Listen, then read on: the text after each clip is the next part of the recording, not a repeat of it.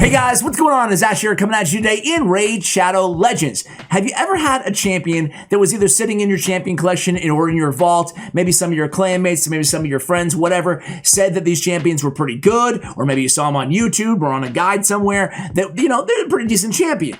But you didn't invest in them, right? They were just chilling there, and you're like, I'll get around to it eventually, but let me focus on this shiny new legendary, this shiny new toy that I just pulled first, or this fusion or whatever. But then finally, you get back around to investing in that champion, and then when you do, you're like, wow, I should have done that way sooner. Let me know. Who is your #1 champion that you've done that with, if anybody? Me, I counted through all of my champions in preparation for today's video, and I came up with 9. That's actually more than I thought. I thought it was going to be like a top 5 champions way too long to max out. Now there were 9 champions that I just had there sitting in my collection.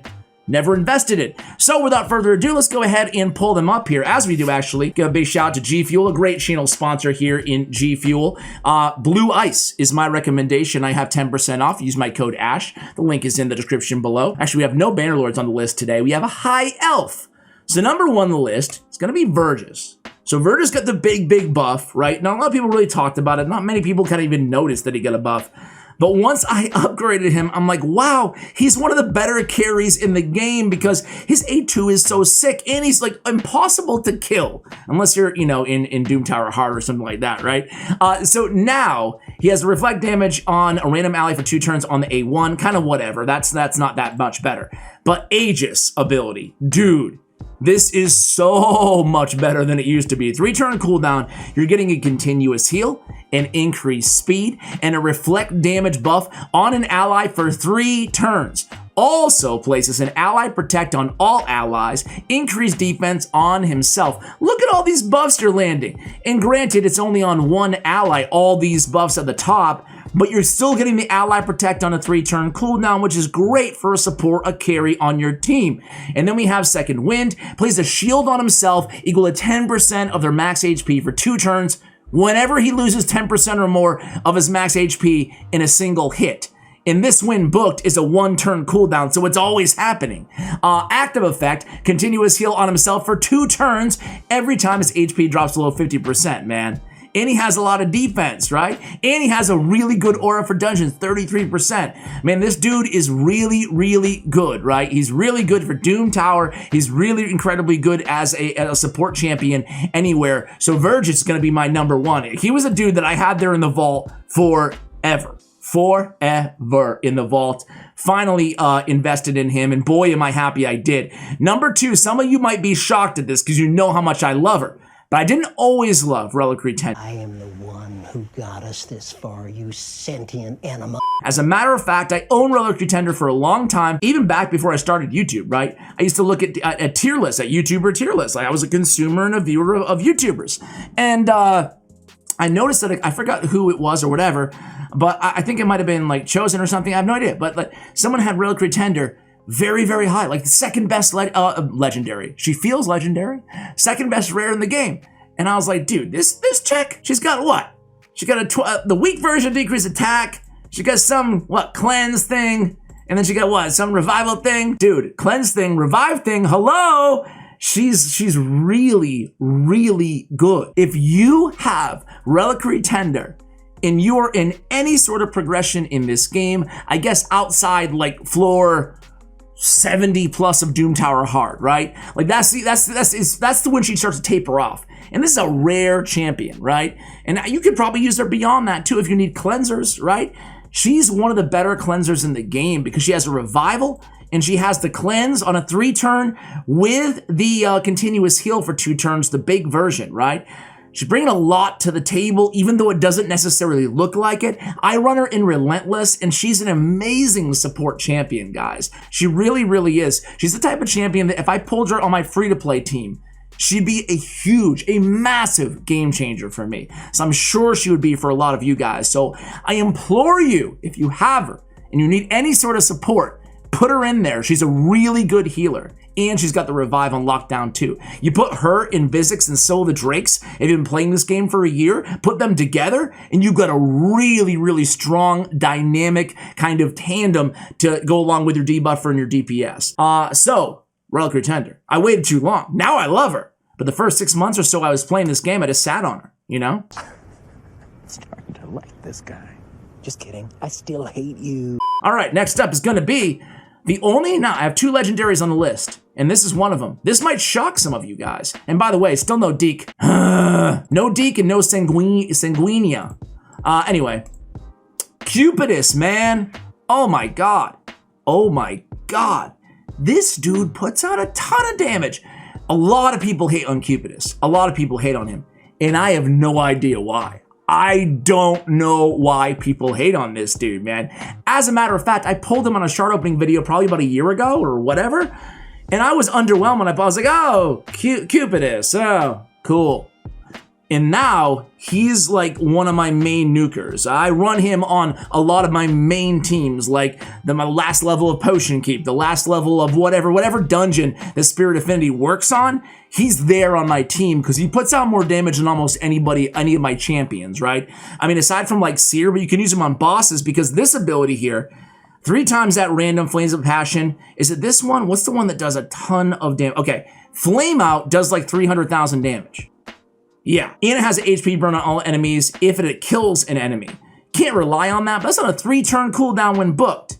That's crazy. Granted, I have him in really good gear, okay? So, but hey, if he's doing 200,000 damage or $150,000, what? 150,000, what, Freudian slip there? I have no idea. That's probably how much money I spent to get Cupidus in this damn game. So, $150,000, okay, player, take my money, please. On the A2, 3 times at random. This 3 times at random hits very, very hard as well. And then on the A1, it's an AoE attack that hits hard as well. So he's got that AoE on the A1. Now, if he's on the same team as Venus, he inflicts 25% more damage to targets under debuffs. And he has a sick attack in all battles, aura by 33%. And he's really fast, 107. And he has really high attack at 1520. Dude, Cupidus is the real deal. If you hate on Cupidus, I don't even know you, man. I don't even know you, woman, man. Very weird. This is very weird. All right, next up, we got Sacred Order. We got Fenax. Can you tell I'm recording really late at night? Get a little weird. Fenax, man. I did a guide on this guy, and in that guide, I probably repeated it 10 times that he is an absolute beast of a champion. Again, another champion who you look at his kit and you're like, okay, you know, he has a block revival on his A1. Oh, all right, whatever. On his A2, sorry, I have something stuck in my eye. On his A2, an AoE, does a decent amount of damage, 4-turn cooldown. Places a block buffs debuff for 2 turns, though. I like block buffs. It's really nice to have. Then on his A3, it's 1 enemy with decreased defense, decreased speed. Let's talk about him for a second here, why I love him so much.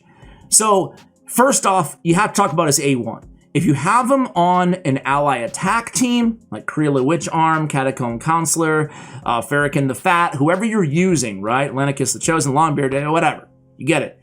He has the second hardest hitting A1 in the game. That's including legendaries. That's... When you have insomnia, you're never really asleep, and you're never really awake. That's really, really hard. He hits... The reason the enemies killed by this skill cannot be revived is on the A1 because it hits like a truck, right? So keep that in mind. That's the first thing you need to know about Fenax. His A1 is a huge nuke. His A2 is an AoE, cool. His A3 is not the hardest hitting ability in the world, but it has decreased defense and decreased speed. You can use him as your debuffer against bosses and get by if you have the wave killers alongside of him, right? Get by without another debuffer on your team, right? So Fenax is a sneaky good champion, a champion that, man, I was really, really happy after I maxed him out. Let's keep it moving here, Ash. Jeez, it's going to be an hour-long video talking about 9 champions. All right, next up is going to be Skytouch Shaman. Dude, when she was released, I think like everybody, myself included, was just like, wait a second here. So she's doing damage to herself. She's decreasing speed on herself. She's putting a fear debuff on herself. Oh, okay. But truth be told, Skytouch Shaman has an insane A2, a full cleanse with a revive on death and a block debuff, granted on a 4-turn, not a 3-turn like Reliquary Tender. But still, she is one of the best healers in the game, believe it or not. She really is. Rector Droth, Vrask and Skytouch Shaman, I'd put them up there against really anybody in terms of the best healers in Raid Shadow Legends, including legendary champions. She's really, really, really good. Can put her in a frenzy set, can put her in an immunity set, right? So you have her in immunity, she will not place the decreased speed or the fear on herself. She's great in the arena because she opens up with the Immortal Skies ability. I run her on my arena like speed nuke team if I'm going against a Hegemon, a Tormund, or anybody else who's going to CC me, right? So I can just basically, the rest of my team is all frozen, doesn't matter. She comes in, she removes those debuffs, and then she places a block debuffs so I won't get frozen the next time it's their turn or whatever, you know? So that's why you run her immunity, especially for the arena. This passive here, for dungeons, for progression, whatever, it does a ton of healing. Heals all allies equal to this champion's, heals all allies except this champion equal to half of the lost HP that she does to herself. So you build her with high HP and she's getting a really, really sick heal off too. She has an AoE on her A1 as well. So she's bringing a lot to the table here. All right, Skytouch Shaman. Next up is going to be Grush the Mangler. So Grush, man, Grush, he's a daily log and reward champion, as you guys know. And I gotta be honest, man, he's a really, really, really good healer too. I'm a sucker for healers, and for whatever reason, I don't know, he's a defense-based champion. I just didn't give him a lot of love at first. You know, I did a guide on him early on when he was released, and I said he was a good champion, but I never really used him, you know? And I'm like, I don't know. I don't know. Like, I don't know, an AoE decreased attack, or decreased crit damage, that kind of annoyed me. That it's even, I just want decreased attack. I don't want decreased crit damage, you know? And it's on a 4-turn cooldown, that's not that good, you know? 2 turns, 4 turn. But then he has a leech on the A1. I love the leeches on the A1, especially a 75% leech for 2 turns. And then this ability, Smothering Swath. Wow, it's a really good heal, like have him on your team as well. Talking about healers, really, really good. We have an AoE attack, first of all, another AoE attack. So he's doing 2 AoEs. Then we have a continuous heal on all allies for 2 turns, a big version, and then an additional continuous heal for 1 allies if at least 1 enemy is hit with a critical hit, for all allies, excuse me. So you're getting a big and a small continuous heal, really, really solid healer, really solid champion overall, good defensive aura for faction wars too if you're struggling with Ogre and Crypts. So that's Grush the Mangler, man. I was just really impressed by this dude overall. Next up is going to be...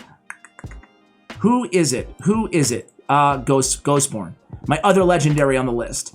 Ghostborne. He was one of the first legendaries I pulled. I think like the 4th or 5th overall legendary that I unlocked on my account.